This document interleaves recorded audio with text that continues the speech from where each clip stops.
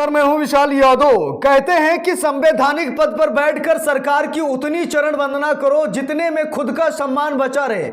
दोस्तों, हम सभी लोगों को मालूम है कि कुछ ऐसे लोग हैं जो संवैधानिक पद पर बैठकर केवल और केवल सरकार की चरण वंदना करते हैं, सरकार के इशारे पर काम करते हैं। और अगर ऐसा नहीं होता तो राष्ट्रपति और राज्यपाल को समय सीमा से नहीं बांधा जाता। हम सभी लोगों को मालूम है कि जहां पर विपक्ष की सरकार है वहां पर अगर कोई विधेयक पास होता है तो वो पेंडिंग ही पड़ा रहता है। राष्ट्रपति और राज्यपाल उसे मंजूरी तक नहीं देते हैं, क्योंकि ये आदेश सरकार का होता है और सरकार के इशारे पर वो लोग काम करते हैं। इसीलिए सुप्रीम कोर्ट ने राज्यपाल और राष्ट्रपति को समय सीमा से बांध दिया कि भैया 3 महीने का समय है, 3 महीने के अंदर विधेयक को पास करिए या फिर उसे मना कर दीजिए। आप मना करेंगे तो हम जांच करेंगे कि ऐसा क्या कारण है जिसके आधार पर आपने मना किया। यह बात सरकार को पसंद नहीं आई, क्योंकि हम सभी लोगों को मालूम है कि राज्य में राज्यपाल और देश में राष्ट्रपति सरकार बनाने से लेकर सरकार गिराने तक एक अहम भूमिका रखता है।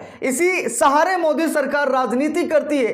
राज्यपाल के सहारे राज्य में और राष्ट्रपति के सहारे देश में यह सरकार राजनीति करती है। लेकिन सुप्रीम कोर्ट ने जहां पर सरकार पर बहुत बड़ा एक्शन लिया, झटका दे दिया। अब दोस्तों, एक व्यवस्था बनने जा रही है, बहुत बड़ी खबर है। व्यवस्था यह बनने जा रही है कि अगर राज्यपाल चुनी हुई सरकार को नजरअंदाज करते हैं तो उन्हें हटाने की व्यवस्था बननी जा रही है। यानी कि उस राज्यपाल को तुरंत हटा दिया जाएगा जो राज्यपाल चुनी हुई सरकार को नजरअंदाज करेगा। हम सभी लोगों को मालूम है कि इनडायरेक्टली अगर देखा जाए तो केंद्र सरकार ही राज्यपाल और राष्ट्रपति को चुनती है। ये इनडायरेक्टली है कि राज्यपाल हो या राष्ट्रपति हो, इनके नामों की सिफारिश केंद्र सरकार ही करती है। राष्ट्रपति और राज्यपाल सरकार के ही होते हैं जो केंद्र में बैठी हुई, यानी मोदी सरकार। और मोदी सरकार क्या करती है? जहां पर विपक्ष की सरकार है वहां पर कोई विधेयक पास हुआ जिससे जनता को फायदा हो सकता है तो मोदी सरकार उस राज्यपाल को आदेश देती है कि भैया ऐसा है कि आप इसे पास मत कीजिए, नहीं तो जनता को फायदा हो जाएगा। तो उस पार्टी का वहां पर प्रचार हो जाएगा, वो पार्टी सत्ता में बनी रहेगी, इसीलिए विधेयक को आप पास ही मत कीजिए। ऐसी ही राजनीति चल रही थी, तभी सुप्रीम कोर्ट ने एक्शन लिया। लेकिन अब ऐसी व्यवस्था बनने जा रही है कि अगर कोई राज्यपाल चुनी हुई सरकार को नजरअंदाज करता है तो उसे हटा दिया जाएगा, उसे पदमुक्त कर दिया जाएगा। देखिए यहां पर लिखा भी है, हिंदुस्तान अखबार में खबर भी छपी है, लिखा है चुनी सरकारों को नजरअंदाज करने वाले राज्यपालों को हटाने की बने व्यवस्था। जस्टिस नरीमन, सुप्रीम कोर्ट के जज रहे जस्टिस नरीमन ने कहा कि अगर चुनी हुई सरकारों को राज्यपाल नजरअंदाज करते हैं तो राज्यपाल को हटाने की कोई न कोई व्यवस्था बननी चाहिए। देखिए यहां पर लिखा है, जस्टिस नरीमन ने कहा कि उन राज्यपालों के खिलाफ एक्शन लिया जाना चाहिए जिन्होंने चुनी हुई सरकारों के कामकाज में अनावश्यक दखल दिया हो। यह बात बिल्कुल सही है। उस राज्यपाल को तुरंत हटा दीजिए जो राज्यपाल चुनी हुई सरकारों को नजरअंदाज करते हैं, उनके खिलाफ एक्शन लेना चाहिए। और अगर उनके कामकाज में, सरकार के कामकाज में अगर राज्यपाल रुकावट बन रहे हैं तो तुरंत उनको पद से हटा देना चाहिए। देखिए यहां पर लिखा है, सुप्रीम कोर्ट के पूर्व जस्टिस रोहिंटन-फली नरीमन का कहना है कि ऐसे लोगों को गवर्नर नहीं बनाना चाहिए जिनके खिलाफ अदालत से कोई विपरीत आदेश आया हो। इसके अलावा उन्होंने कहा कि राज्यपालों की नियुक्ति और उन्हें हटाने के लिए एक संवैधानिक व्यवस्था की जानी चाहिए। उन्होंने कहा कि उन राज्यपालों के खिलाफ एक्शन लिया जाना चाहिए जिन्होंने चुनी हुई सरकारों के कामकाज में अनावश्यक दखल दिया हो या दे रहे हों। एक कार्यक्रम में उन्होंने कहा कि आप अपने दल के किसी नेता को नियुक्त नहीं कर सकते। स्वस्थ परंपरा स्थापित करें कि ऐसा कोई व्यक्ति नियुक्त ना हो। बहुत बड़ी बात है, जस्टिस नरीमन साहब ने बहुत बड़ी बात कही है।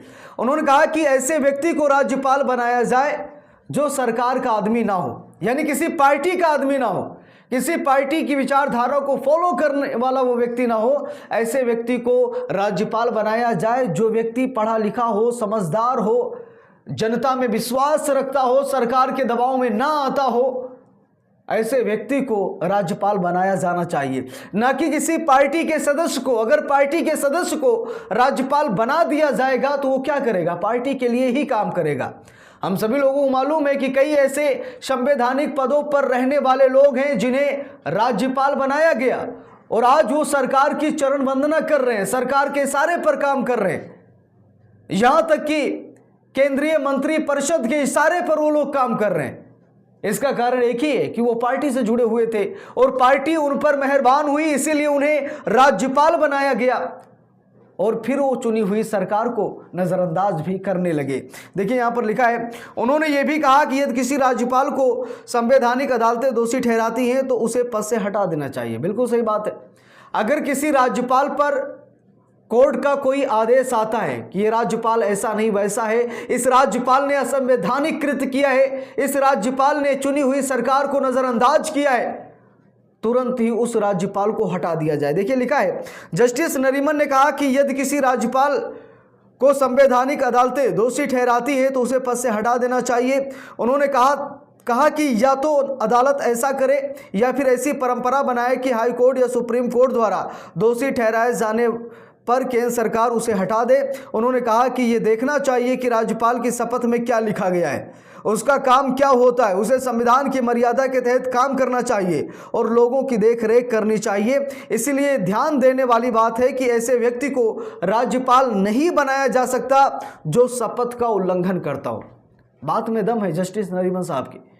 उन्होंने साफ साफ कह दिया कि ऐसी व्यवस्था बननी चाहिए कि राज्यपाल अपनी शपथ पर कायम रहे और जैसे ही अपनी शपथ से वो हटता है, वो संविधान को जैसे दरकिनार करने की कोशिश करता है, उसे तुरंत पद से हटा दिया जाए। जस्टिस नरीमन साहब ने बिल्कुल सही बात कही और मुझे लगता है कि जस्टिस बी.आर. गवई को इस मामले को अमल में लाना चाहिए। Justice B R. गवई को देखना, सुनना और समझना चाहिए कि ऐसी व्यवस्था की बहुत ही ज़रूरत है, ऐसी व्यवस्था बननी चाहिए।